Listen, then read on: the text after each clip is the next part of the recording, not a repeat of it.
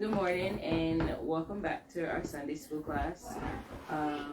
We're going to get into the parables that that Jesus talked about, and we're going to actually we're going to go ahead and just get into the ones in the New Testament. And the first one we're going to talk about is it's called the mote and the beam in the eye. The mote and the beam. That's what it says. That is a great way to describe it. Beam.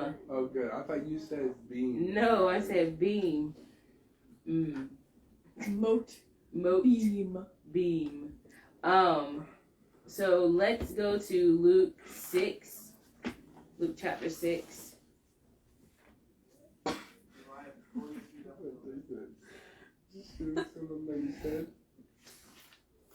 I have no idea why it does that, but it's so funny. Does it start in?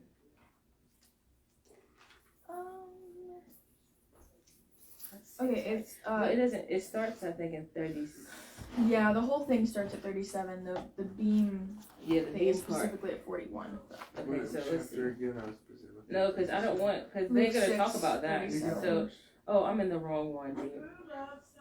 I'm looking at 6. Yeah, but I'm in Luke 5 and 37. Like, that's talking about the old wine, the old garment and the new garment. Old beam in the new root. Alright. Okay, let's see. So, 37. right. Judge not, and ye shall not be judged. Condemn not, and ye shall not be condemned. Forgive, and ye shall be forgiven. Give, and it shall be given unto you. Good measure, pressed down and shaken together, and running over, shall men give into your bosom. But with the same measure that ye meet withal, it shall be measured to you again. And he spake a parable unto them. Can the blind lead the blind? Shall they not both fall into the ditch? The disciple is not above his master, but every one that is perfect shall be as his master. And why beholdest thou the mote that is in thy brother's eye, but perceivest not the beam that is in thine own eye? Either how canst thou say to thy brother, Brother, let me pull out the mote that is in thine eye, when thou thyself beholdest not the beam that is in thine own eye? Thou hypocrite, cast out first the beam out of thine own eye, and then shalt thou see clearly to pull out the mote that is in thy brother's eye. Okay, so I don't have my notes, like, at all. Your notes? No, I said my notes. But the detail in this one, which it gives in this Bible, it's telling you to. It says the lesson we should learn from this is that we should judge ourselves instead of presuming to judge others. Yeah, just don't be a hypocrite. Right. Yeah, I think you can tell Jesus was riffing because, like, beam is such a random thing to go for there. Like, when it comes to eyes. Well, no, but it's an accurate description of, like, I think by what's a mote? I can't hold a beam. A mote is like a little dust thing. A little dust particle. So what's a beam? A beam is a giant piece of wood that doesn't fit in your eye. Like, okay. I think it would be... Yeah, that's the point of the illustration is... Yes, that is definitely the point of the illustration. It's supposed to be exaggerated, because if you have this huge, debilitating thing in your life that you're not doing correctly, or that you haven't sought God's input on, that you haven't repented for... And how are you able to try to judge somebody else's life when theirs is smaller than yours is in the first place? Mm-hmm. And your judgment is being skewed by the literal beam in your eye. So who knows if that's even there? Maybe you're just looking at it wrong. Or, it's thou hypocrite, cast out first the beam out of thine own eye, and then shalt thou see clearly to pull out the mote that is in thy brother's eye. How dare you pull out the eye boogers in someone else's eye when you have a blue whale in your eye? Like, yeah, exactly. Well, it's just giving you an example of what. And the entire point of parables is that they're not always physically accurate. Mm-hmm. They're exaggerations and metaphors. Yeah, but you can tell though that even just the story that the people understood what he was saying. Because he used, like when we were talking about it in the beginning, he used things in his parables to help them. That's not my food. That's just my shoes. He used things in his parables that they understood. Carpentry, water, clothes. The different types of clothing and good measures, like flour, measuring things, and like just different things that he used is so he could relate those things to his life. So he relate those things to their lives. Because I was reading, and if Jesus would have just spoke the way he did, they wouldn't understand what he's saying. They still didn't. They take Lazarus. Yeah, like some of the things, and us reading it, we're like, oh yeah, I understand what he's context. Right. Like, where back in the day they didn't. Right. Oh, Well, back wait, in the day they didn't what have he said. somebody interpret what it was saying. Yeah. Why did they laugh when he said he was going to destroy the temple in 3 days? It's obvious he was talking about his body. Like that's what we do all the time. Well, yeah, that's what we do. But they thought, oh, the temple. What do you mean? You talk about the temple that Solomon built? You're gonna tear that down in 3 days? Good luck with that, buddy. You know, like stuff like that. What do they mean? It's not like he was literally standing in a temple while referring to a temple. How could they not say what he did? Why did they understand him? Yeah. Like things like that. He used things for them to understand spiritual situations into layman's terms so that they could right. Right. Well, even but unfortunately, they took the layman's terms way too literally. The Pharisees. The Pharisees, especially them, when you mention anything about the temple, when you mention anything about the scriptures or the books of Moses, the law of Moses, and different things like that, they are zoned in. They're zoned in to see what you're talking about because they've studied the law of Moses. They know what so they know what you're talking about. But obviously they didn't study any. It just seems like they didn't study any of the other books though. When you really like, and so when Jesus was talking, but the law of Moses. Okay, what happened after the law of Moses? They were so caught up in the rules and regulations. It's like you only studied law to be a lawyer, but never had any experience in real world cases. Like you only read the law books, and you never, when a real world situation came up, and you just find like, a way to make what? it fit. How do you? Yeah. You're trying to fit that experience into the law books, not the other way around. It's like using complex mathematical skills, but not in real world situations. Yeah. So then you have no way to apply it. It's like being taught for, I don't know, it's random, 4 years. So you're taught for 4 years different math problems that never come up in the real world. It's like that, where you're taught that and they don't tell you how to actually apply it, except for word problems that never make sense. That will never occur. Yeah. Well, but Jesus, or Spanish, he did it. Spanish a lot of times, that's how they teach it. Jesus applied it to real world situations. Yes. That's the whole point. I mean, in this situation, the beam in your eye wasn't necessarily talking about a big old beam being in your eye and it just sticking out. Right. It wasn't saying, that's not what it was referring to. It was just giving you an example of just the little things and the big things. But really it was trying to let us know that you don't go judging people when you have your own things going on in your life. And some people also take that scripture out of context. When it's when it says, "Judge not, and ye shall not be judged; condemn not, and ye shall not be condemned; forgive, and ye shall be forgiven." Some people, the Christian part of life, they'll be a certain way, and then there's somebody that's not a Christian but used to be, and think because the Christian is coming to talk to them about their life that they're judging them. Some people do. Well, yes. Well, no, that's what I'm saying. Difficult. Some people are doing it, but then you have the ones that they're not doing it to judge you. They're just letting you know what is going on. Yeah. But also, we have to be smart about things too, because we really need to judge whether or not this is something that we should have, whether or not this is something that we should do or something that we should not do. And so people, they take that, how are you to judge my life? I'm not judging your life. I'm just telling you what my experience is about something and trying to help you. I'm not judging how you. A lot of times they feel, right. And a lot of times they feel judged because of conviction. Yes. And it's hard to, especially if you don't know, it's hard to tell the difference. between feeling like they're judging you and realizing that God is judging like you said, it's your conviction that is making you feel like you've been judged. And the automatic response to that is to lash out at the people making you feel judged. Which a perfect example of that is a lady who burned down a church right next to us, not literally right next to us, but like a couple miles from us. And it turns out that she went to that church like 4 years before and felt, I assume, guilt for the next 4 years or whatever, and then went and burned the church down early Sunday morning. And the entire time that church was praying for her, you know, they loved her the whole time. It wasn't any judgmental going on, anything. And she had some, you know, some issues with, she was Baker acted several times, but still, you know, you can feel like the people to blame for your convictions are the people who started them, when in reality the only person to blame for your conviction and guilt is yourself.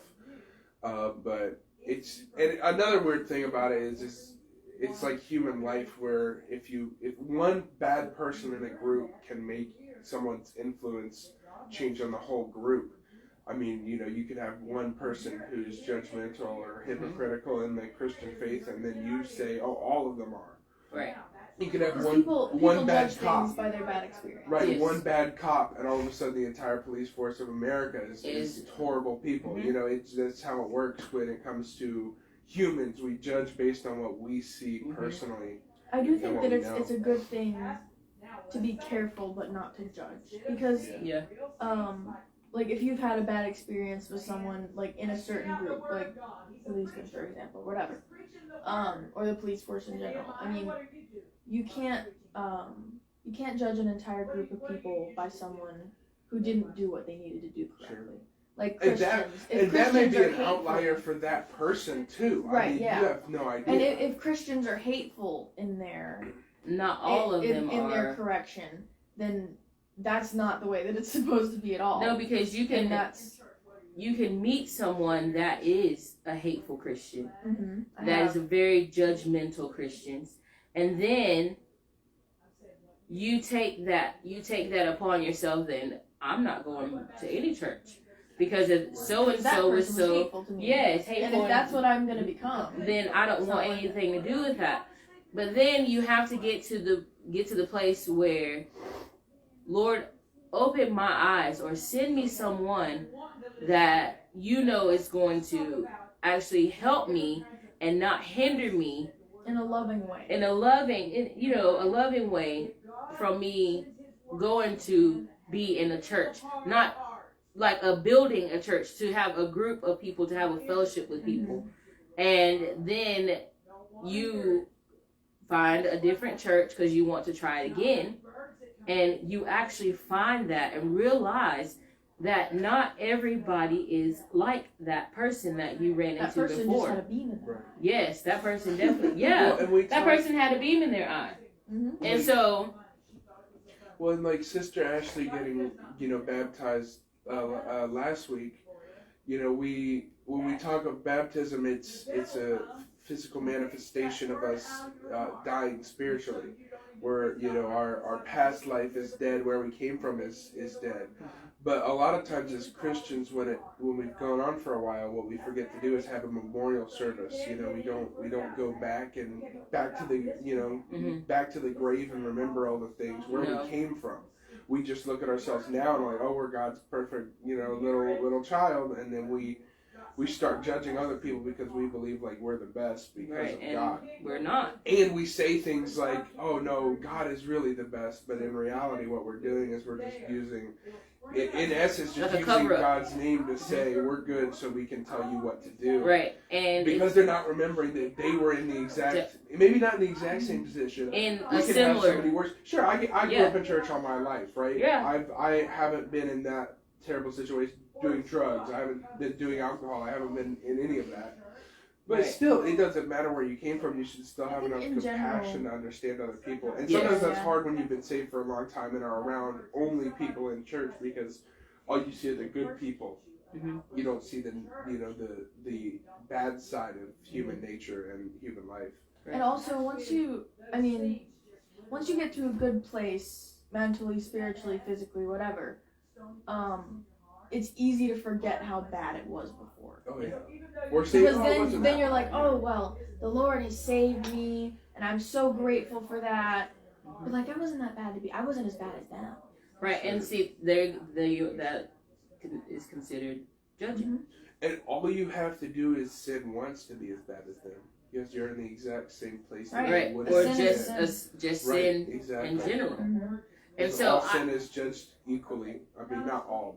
There's a couple that aren't. That worse. Like, but what are you But saying? when it comes to that, you know, as if you've sinned, you've sinned. Right. And all have sinned. There's nobody who's free from. We all come short of the glory of Even God. when we're There's saved, no we point still in can judging sin. our, Right. our fellow humans. Mm-mm. There's no point in it at all. And And that becomes a sin in and of in itself. itself, yes, Being it does. hateful is a sin. Yes. And I catch myself, somebody says something and they'll look at me and say, I'm not judging you. I'll say that. I'll say that to people. I'm not judging you. You know, if that's how you do it, then that's how you do it. Right. And I think I just said it the other day. I said, I'm not judging you. And just it's almost like me reassuring them that I'm not. Mm-hmm. I know my situation and some of the people around me's situation, but I don't know everybody's situation or why they act the way they act or why they do the things You don't know the their way story. they do. And so there's this saying, don't judge a book by its cover. And it's the honest truth. You can look at a book on the cover, but no, that book is probably going to be really boring.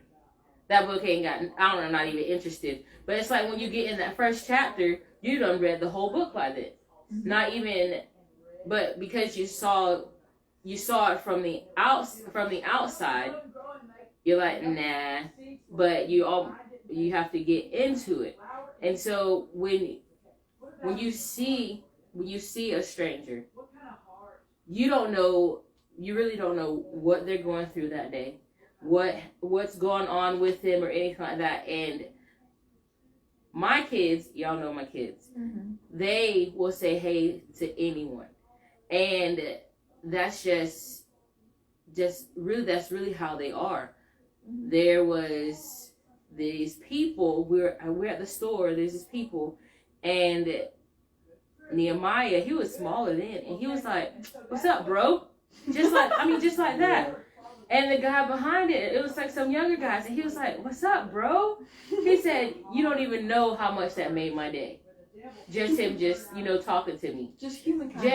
Yes. And so you never know what somebody's going through. Even saying hello to someone or saying have a great day to someone, you don't know what their situation is. And so you need to be kind to people. Mm-hmm. Be thoughtful of whatever their situation is, not even knowing what it is, but still be thoughtful to them, and don't be like, man, they must be having a terrible morning because they're so Just be a kind person. in general. Be gentle with people and Mm-hmm. be loving. Be a light, because that's what we're called to do. We are not called to say, oh well, that person shouldn't be doing that. That's so wrong. How could they ever do that? Because you don't know what's going on. You don't know what that person's been through. No. All you can do is just be Jesus to them. Right. And we're not the judge. We're not the ones to We're judge. not the ones going to be on the judgment day. No. I wouldn't Thank want the to Lord be. we're not. Thank you, Jesus, for that one. Because, I mean, It's not our place to judge them. No, it's it's our not. place to show them them the right love. way. Yeah, and Lead by example. show them the love that Jesus showed. Mm-hmm. Well, sometimes it looks like it's easier for us to judge, or look like we're judging because of how many different personal convictions we have as a church. Where we're all wearing, we were wearing Dresses skirts and long pants and all that, and new jewelry, that kind of thing. It's sometimes easier for us to look like we're judging a lot of people that come in. And we're not. I don't. We're just glad for people to We're be just here. glad for you to be there. That's how I see it. I'm like, oh no, they got a mess. No, I don't even. No. I really don't pay attention to stuff like that because that's not what we're it's for. their presence in the house of the Lord. Yes. That matters. Yeah. And I think. And y'all's presence through the phone. Right. Yes.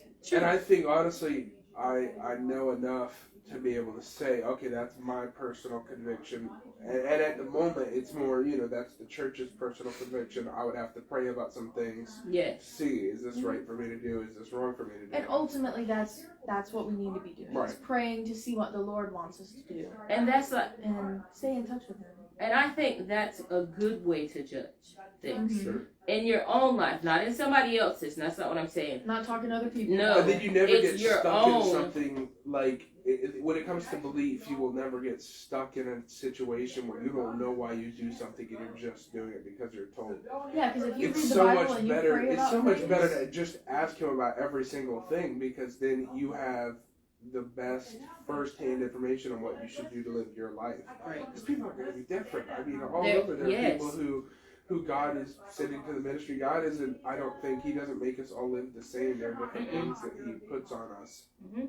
You know, And there's to different have. things that He puts on us to have. Sure. There's different places He puts us to be. For example, and- like if we try not to go to bars or whatever, right? But there's some people He may call and say, hey, I need you to go into bars and find people to be saved as a mission, as a missions field, where you're like, hey, go in there and tell them, you need to About come Jesus. to church. And yeah, exactly. And while we may not feel like we want to go to bars, there are people who may have, that's a different calling for them, because, you're You don't, either way you you're really not don't know. drinking, and I get The appearance. the appearance of evil, Yeah. but then what is your appearance in that? Your physical appearance. What are you looking like? Are you presenting yourself in a way that makes you look different than everybody else who's there, so you can tell them about Jesus? And it's just, it's interesting to see people's different convictions on things. Mm-hmm. And for me it was very hard, because again, growing up in church, you just do things and don't know why you do them. Right.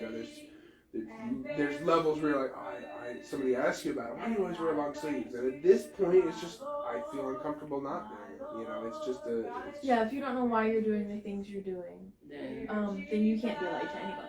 right. And that goes for almost anything. If you don't know the reason why you believe something or do something, then you might as well not believe it in a way, because somebody could And then at that point, you're in somebody the could place where easily you change will, your mind with evidence to the other side, because you have none for the side that you're on. and at that point, you're at the place where you will be like, oh, well, look what that person's doing. Why are they doing that? Sure. Like, okay, why are you doing what you do? Sure, like somebody comes into our church and it's where, why are they doing this? Why are they doing that? And we're like, I don't care. well, and Jewelry, I don't the care. thing too is you go to a church and you it's almost like some people expect the people that are in the church that to have been there for a while, so they should know better. They should. Well, that's not always the case either. How do you know that that's not a new Christian? And they are earnestly seeking God to show them what they need to do. Exactly. And so you can't. And that's another thing too, is you can't judge a church by some of the people that go to the church. Mm-hmm. Because that happens also.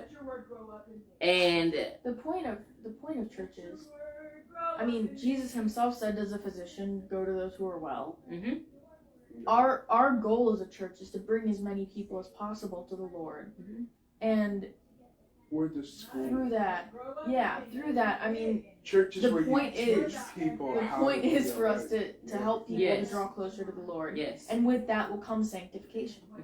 And you can't let that misjudgment Deter you from having a good opinion of Sure, Yes. well, it's like school. You don't necessarily, in a way, have to go to school to be a successful individual. I mean, there are plenty of people who didn't and were very, very successful. In church, but church is like school. It usually, you don't have to go to church every week to be a Christian, or at least to be Right. saved. Right.